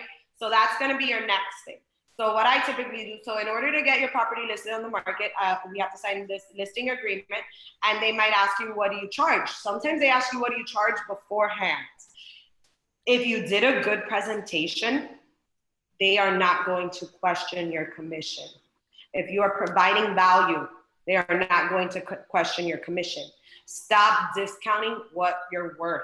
Do not discount your value, right? I say this for everybody, right? You could be the cheapest person on the block, or you could provide the most value and service, and I'm gonna get you more money in your table. That goes for brokerages, that goes for anything, right? You really gotta consider, what are you? Are you a value person that I'm gonna be the cheapest, or I'm gonna give you the best service? So think about that, how you do your business. If a lot of times, if my presentation, they ask me at 6%, it's split at 3 and 3, they're like, okay, they sign. Now you're gonna get some of those individuals that are not going to be okay with that. And they're also gonna say, like, how long do you want to list your property for? Or how long is your agreement for? So now we're gonna get into the objections, unless you wanna cover anything else in this. Let's get to the objections. Actually, with the commission, use everything, any objection that they give you to your advantage, and flip it around on them. If they're telling you, oh, well, so-and-so is willing to do it at 4%, flip it around, be like, okay, great that they're offering that, but how well do you think they're going to handle your listing? If they're already discounting their percentage, they're going to try and get you to accept the first lowball offer that we receive. They're not even going to try to negotiate for you. And the whole purpose of this is to try to get you the highest price possible, correct? You want a good negotiator, correct? So they keep saying yes. Before we go on to, listening is gonna be your biggest skill set for your presentations. People are gonna tell you what you need to hear. People are gonna tell you what they want. So listen more than selling. We have a bad habit of talking more instead of listening, and listening to understand instead of listening to respond, right? So when you get a better understanding, your goal is to help these people in the end of the day, right? My goal isn't just to sign a listing and not do my job later. My goal is to help this person make this move and get the job done, and I get paid for that service. Money is a byproduct, right? So you gotta be more understanding with these people too. They're counting on you to help them. So listen to them so you can have better interactions with them and get a better job done. All right, so let's go to objections. All right, so here's your whole list of objections, or your most common objections. Oh, the time frames, that's where I was going with that one. I only wanna pay 4% commission, or my friend will do it for 4%. You're gonna get that, right? Now, you have two options, or two things. Maybe they told you on the initial call, or maybe they're telling you there. What I'm gonna say in that instance is, listen, I completely understand, but I'm sure your friend is not gonna invest thousands of dollars in marketing your home, helping you to get the highest price. I invest $2,000 to $3,000 in your property that I need to make sure that it's going to get marketed property so you could get the highest price possible and I get my money back, right? So I say that. I also go with the objection of, listen, and if she's willing to drop her commission that quick, she's probably going to do the same thing for you when it comes to any offers that come to the table. That tends to work. Another good trick that I use, all right? And this has been like really good for me. I go, listen, we're on the same team here, right? So why don't we do this? And this I've closed a lot of times. If you're at my strike price, now if you're overpriced, this might not work. No one to apply it. We're on the same team. So what you want me to work on selling your property for the highest price possible. So let's make an agreement. If I sell your property for full price, will you pay me 6% commission? If I sell your property in this range, will you pay me 6% commission? That way, my goal is to sell your property for the highest price possible, and we work together to get the job done, right? So that helps them, right? And you're showing them, you're negotiating with them as well, so you can negotiate, and you're finding common ground. You're reminding them that you're on their team, you're not working against them. You need to get them to bring their guard down, all right? So those are some ones that I use. Will you list the property for 3 months? No. No. It's like, I don't know how many times I know the power of no. Sometimes you could just point and say, Blake, no, and just have nice silence. Kind of awkward, right? Let them fill in that gap, right? But I would basically say, no, unfortunately, I invest money in marketing your home, and I need to make sure that I have ample time in marketing your property to get that money back, including my compensation, however you want to word it. Also, the average time frame of homes in your area, average days on market, is 120 days. So I would be doing you a disservice because your property is going to take 120 days to sell on the market. Now, if you have that individual that's in a rush, what you need to be doing in that instance is you need to be saying, okay, so if you want X amount of dollars, it's going to take you 120 days to sell. You need to sell in 30 days, you need to price it at this. Use the data to help you make decisions. Got that? I'm interviewing other agents. Me personally, I am very, very confident. I don't even question who are you interviewing. I don't care. I am very confident in my abilities. I just want to hopefully be the first person in there, right? Because I know if I sit down with you, I'm going to get it. But other people have different techniques. Some people recommend, well, do some homework. Make sure that the other agents you're interviewing have as much reviews or have a track record, because this is a very important process. It's a very important. Okay, Kev, you there? Okay. Sorry about that, guys. It's a very important decision, and you're basically going to be committing to somebody to get the job done. If they do, for whatever reason, end up listing with somebody else, I track that property. I have one of my neighbors that I'm tracking them, and I am waiting for that list. They have already gone. They interviewed me, and they've already gone with 2 other agents, and it's about to expire any day now on the second agent. And I'm like, man, I can't. I talked to them already a week ago, and I'm like, wait, what happened? And I can't wait, because I'm gonna go and I'm gonna be like, listen, we've already been at this so many times, because they will come back to you too. I want to find a house to buy first. Basically, you should obviously tell them that, your offers aren't going to be competitive with that contingency, and that's going to be the biggest things. I like to, maybe if they want to find a house to buy first, I might be a little bit more lenient on the list price and explain to them, listen, I think your house is worth X. And I always tell them what I think their house is worth. I'd rather under-promise and over-deliver than over-deliver and then over-promise and under-deliver. I'm very big on that. I am always going to tell them your house is worth this, right? It's super crystal clear. I'm not telling you I'm going to get you that much money, and I tell them like that, but I will work with you to try to reach your goals. Now, somebody who has a house that they want to buy first, I just want to get them on the market, and I'll be a little bit more lenient with the pricing, because I know when they find the one that they want, they'll work and they'll readjust at that point if need be.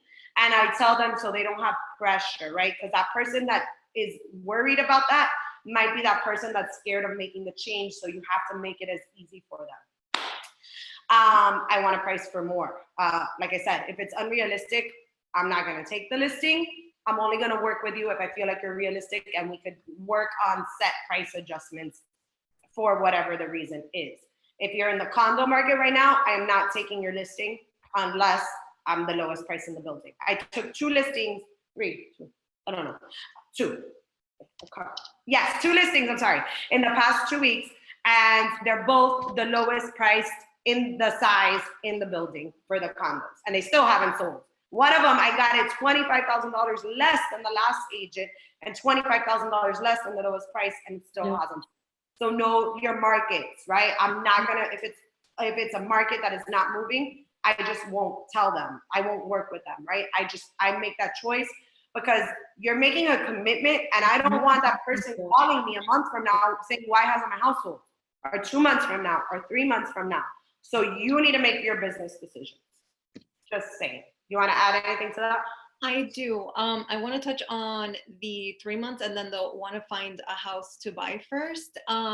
9 times, unless they're buying cash, the next house, more than likely, they're going to be putting in an offer with the contingency that they need to sell their house. If their house isn't even on the market, even if it's on the market, but it's not under contract, 9 times out of 10, they will not even consider the offer. And again, flip it around on them. Be like, put yourself in their shoes. Let's say right now we're live and we receive an offer and it's asking price, but it's contingent on the other house selling and it's not on the market. Do you want to take that risk? You don't know if the other party is overpricing and it's going to be on the market for 3 months.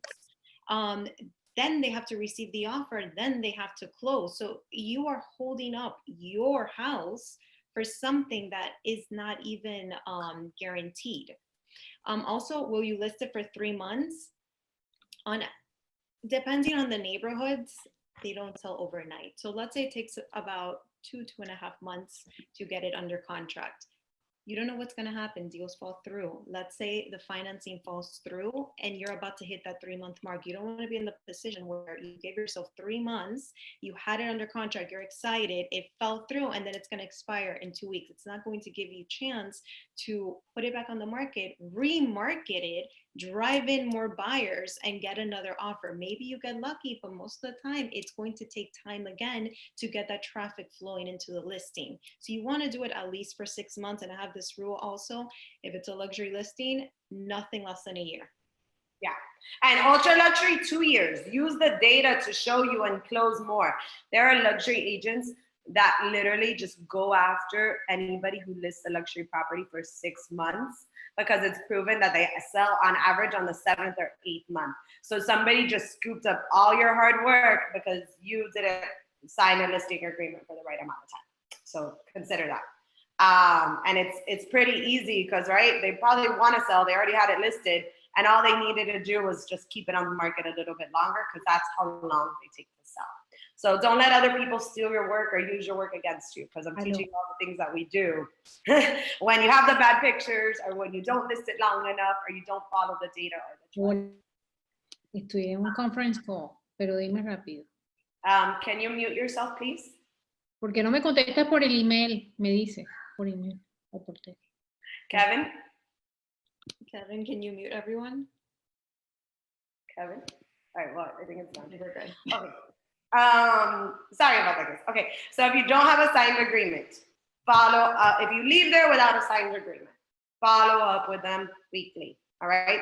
Maybe that I'm just like a workhorse. I'm just like, I'm gonna call you until you tell me no to stop calling me or list it with somebody else, or you are so persistent, I'm giving you the listing. I am going to keep on. I set reminders and I'm just like, with anything, but that's me, right? I'm the relentless person. I don't care. Guys, the worst thing anybody is gonna tell you in your life is no. Who cares? Move on, get the next one. It is what it is. I'll ask for feedback on how you can improve. Literally just got a listing because I asked that question. I want to know what somebody else has that I don't have, right? What is it? Because I'm going to put it in my listing presentation the next time I go, right? So I don't care. I want to know why is it you chose that person? And guys, it could also be sometimes, man, that personalities don't always jive. Maybe they felt more comfortable with that person, more relatable. Maybe they worked with that person in the past. You're not gonna get every listing, and it's okay. Don't let that ruin your opinion of yourself, of your business, your career, right? That's part of it. Rejection is part of it, and just get over it, because your life goes on, and the quicker you get over it, the quicker you're gonna close more deals. And track the property in case it expires. I already told you why, right? I think Chandra's on this call. I don't know if she still is, but she's also one of our YPM members, and she told me how she basically was tracking a property, and she called them once it expired. After she went to the first presentation, she got it and she closed it. So definitely don't give up. You know, the worst thing that they're going to tell you is no, and I just use it as an opportunity to keep going after you and after you and after you. Anything else you want to add to that, Catherine? No, and just always stay confident in yourself. Take every single opportunity, every single listing appointment, everything in this career as a learning opportunity. Don't take anything at heart. You're only going to grow. Yep.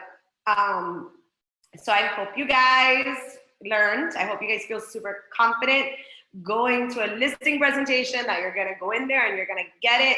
It's exciting, especially once you start perfecting your craft, man. I like to tell everybody, like, I started in real estate when I was 21 years old. I got my license on my 21st birthday. I didn't have anybody to teach me or help me. I had to figure it out on my own. I love it though, because it's taught me to be resourceful and figure things out. So do the same for yourselves. Luckily, you guys have awesome resources with Miami Realtors and Miami YPN that you can get these classes.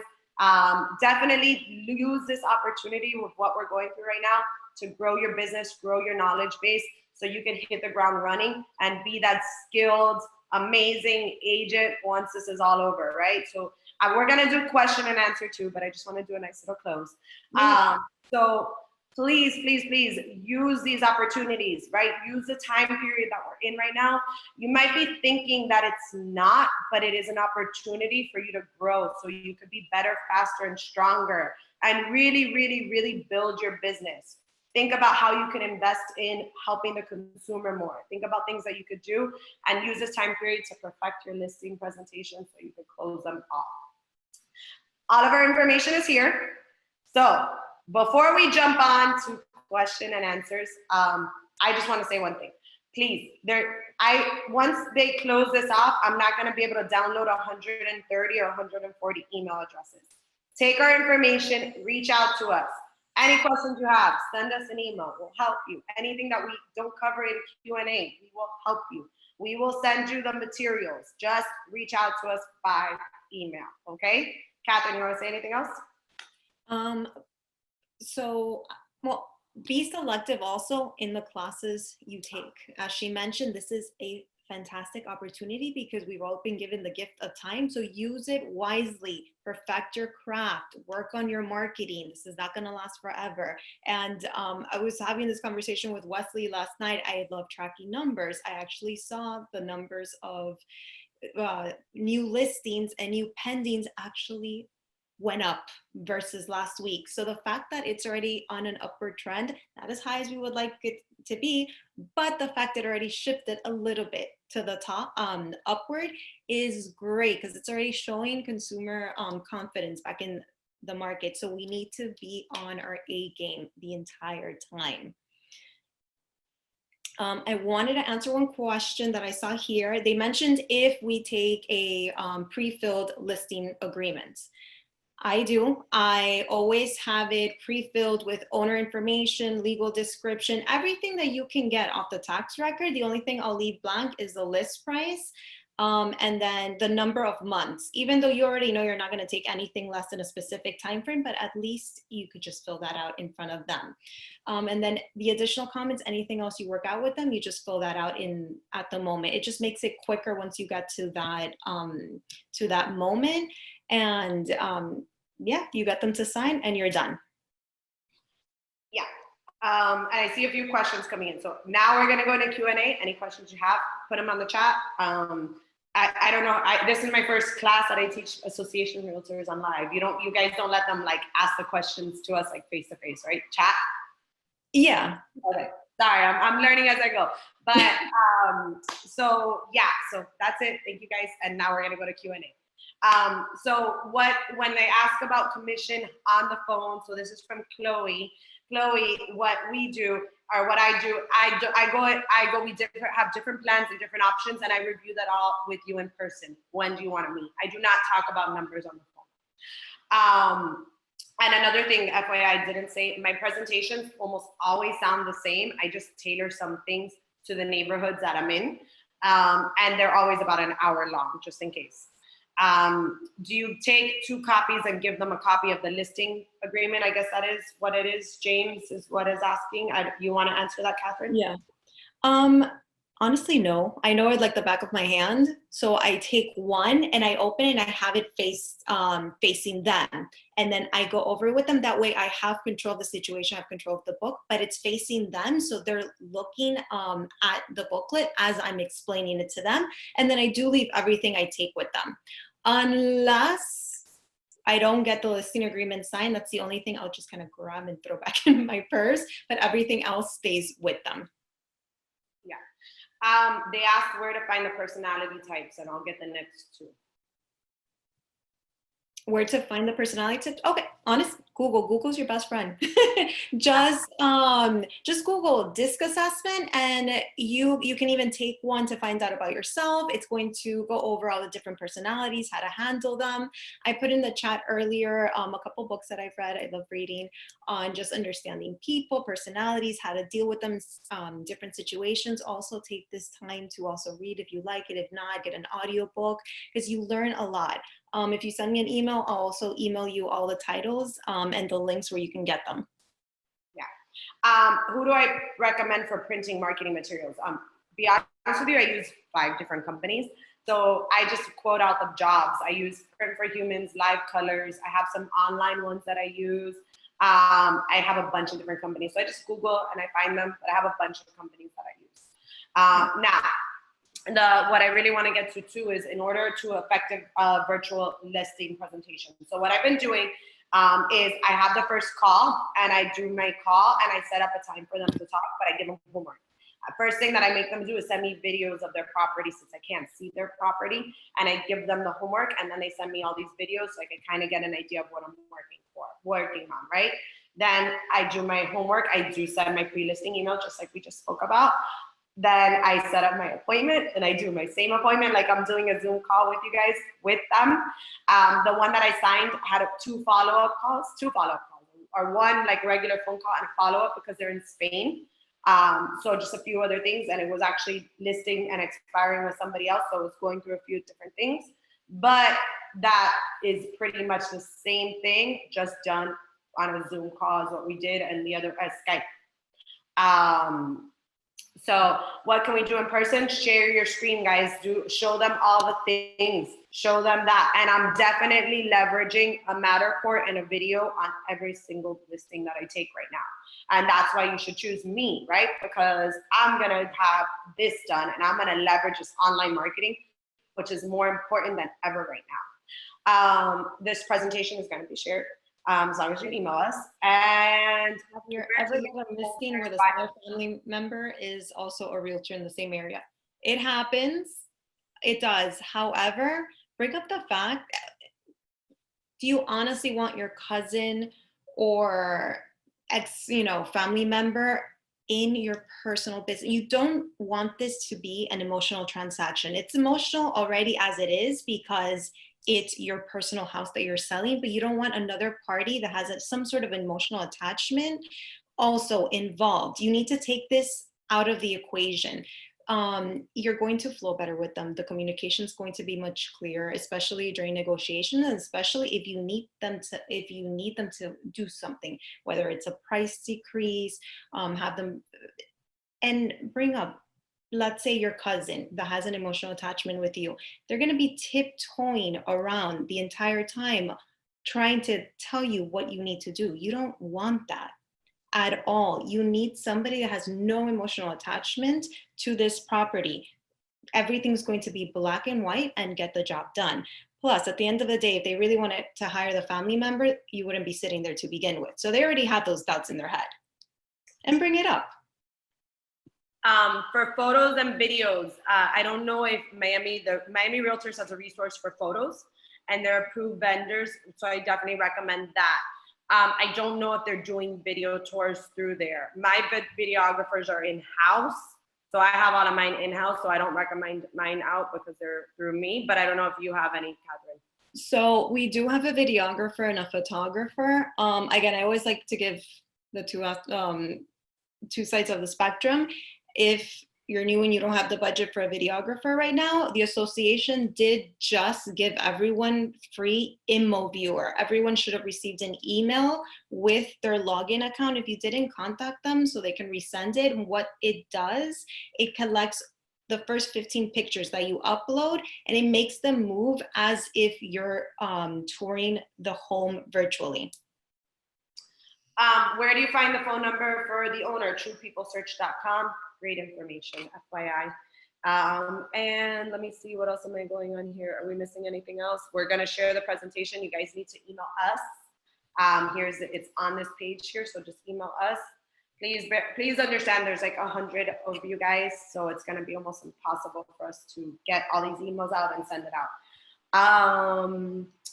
Anything else? Any other questions you guys have? I don't see anything on here. Oh, if they sign the listing, do you leave them their copy or send it later? I tend to send it later in an email, and here's a copy of your listing presentation, or your listing agreement. So I have a record of it that they received it. TruePeopleSearch.com, correct.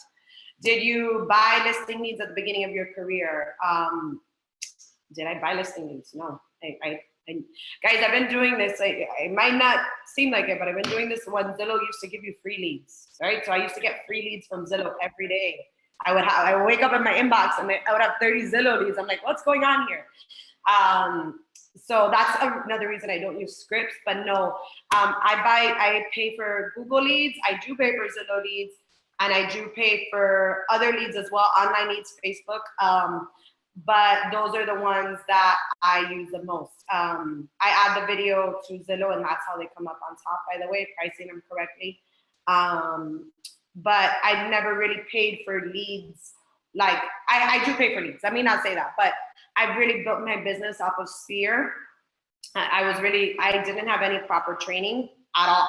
Like when I started, I had no proper training. I would literally get my phone and I would sit there and I would call my entire address book. And that's how I first started building my business. Then I would do my own online advertising. I would do Craigslist. True story. I love saying this because it's so funny. My first transaction I ever closed was a lead that I got off of Backpage, which sounds terrible, but if you guys don't know what Backpage is, but it's, I had a website that would link my listings to Craigslist and Backpage, and I didn't even know what it was. But he's like, yeah, I was searching on Backpage. I'm like, okay, cool, I'm gonna go show you houses. And he was my first sale by myself ever. So I was very creative. I answered the phone, I would show up, and I would definitely network. But yeah, so sorry, I trying to make it, oh, that's the video app, I guess, that everybody's asking for. And can you please repeat the page the board is offering for free? Okay. Oh, I don't think InMo there are any Viewer? questions. Is that what they I meant? don't see any other ones. All right. Well, if you have any other questions, our info's there. Let us know. We're always here from you. We're always here for you. And thank you so much. We hope that this is going to make all of you that much better in your listing presentation. We built up your confidence. And well, thank you again. Great to see everybody.